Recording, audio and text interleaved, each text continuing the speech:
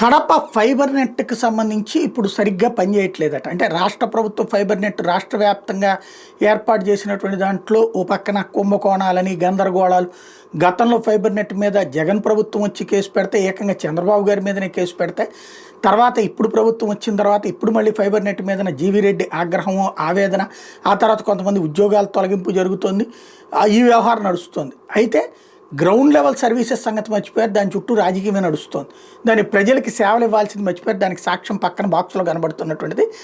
చివరికి అక్కడ ఉన్నటువంటి ఉద్యోగులు వీళ్ళకి జీతాలు లేక 1/4/2025 అంటే మొన్నటి నుంచి సేవలు నిలిచిపోయినాయి చాలా చోట్ల. ఎఫ్టీఆర్ వర్క్స్ మరియు ఆటోలని నిలిపేసుకున్నాము. ఎందుకంటే మాకు గత 9 నెలల నుండి 1 కాదు 2 కాదట 9 నెలల నుండి ఆటో అమౌంట్లు ఇవ్వట్లేదట.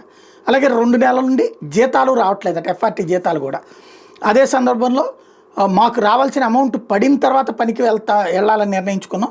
మాకు రావాల్సిన 9 నెలల మా ఆటోల అమౌంట్ మరియు మా జీతాల సమస్య తీరిన తర్వాతనే మా పని తిరిగి కొనసాగిస్తాం అని నిర్ణయం తీసుకుని ఇందుకు మాకు సహకరించాలని కోరుకుంటున్నాం అని చెప్పేసి. అంటే దీంతో అక్కడేమో సేవలు ఎక్కడికక్కడ అంతరాయాలు కలుగుతున్నాయి అన్నటువంటిది పబ్లిక్ చెప్తున్నటువంటిది. పరిష్కరించాల్సిన బాధ్యత ఫైబర్ నెట్ అధికార యంత్రాంగం మీద ఉంది.